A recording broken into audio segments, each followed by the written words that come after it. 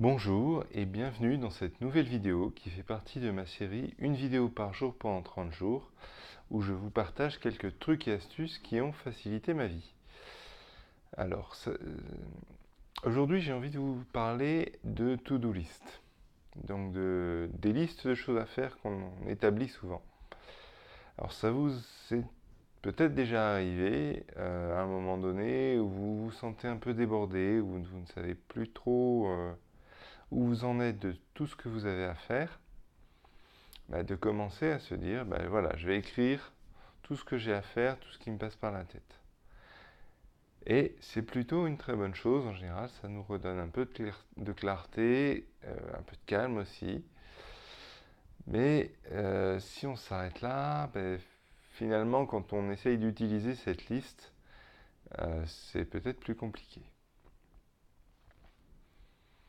En fait, une erreur qu'on fait souvent quand on essaye d'écrire ces to-do list, on écrit ce qu'on a à faire avec un mot, deux mots, et puis quand on reprend la liste parce qu'on a commencé à faire une chose et puis on l'a fait, on reprend la liste pour faire les choses suivantes, on se dit mais mince, qu'est-ce que j'ai voulu dire là? J'ai écrit maman. Qu'est-ce qu'il faut que je fasse par rapport à maman? C'était limpide sur le moment et là, plus rien. Vraiment, voilà. Donc qu'est-ce que je devais faire? Est-ce que je devais l'appeler? Est-ce que je devais appeler quelqu'un d'autre pour lui préparer une surprise? Est-ce que je devais lui envoyer quelque chose? Alors, l'exemple est peut-être un peu caricatural, mais pourtant, bien souvent, il est vrai. Alors surtout, si vous ne reprenez pas votre liste, vous ne faites pas toute votre liste dans la journée. Mais soyons honnêtes. Est-ce que vous réussissez souvent à faire toutes les tâches de votre to-do list dans une seule journée? Moi pas. En général, je, quand je suis à cet état de surplus et que je fais cette to-do list, eh bien j'en ai pour quelques jours. D'autant plus qu'il peut se rajouter plein d'autres choses au fur et à mesure de la journée.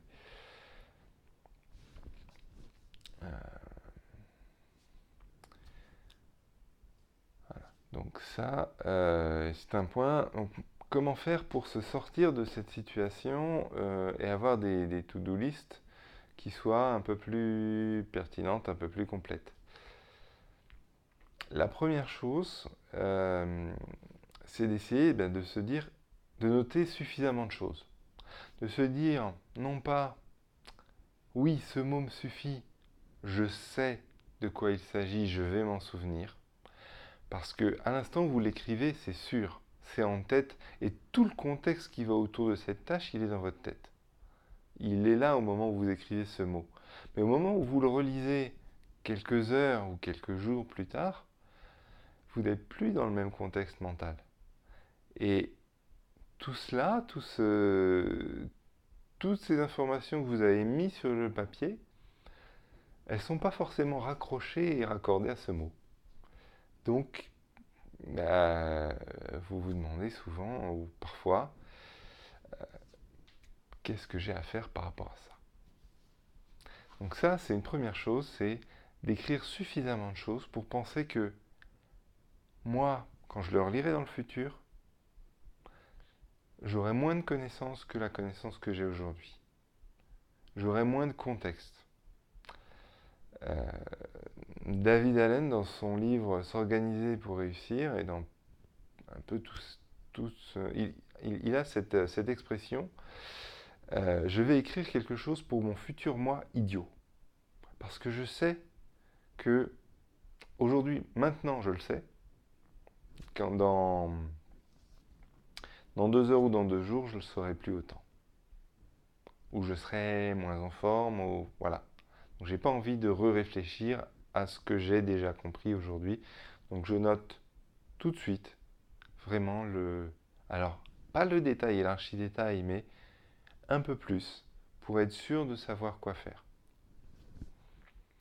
Et puis il y a un deuxième point important,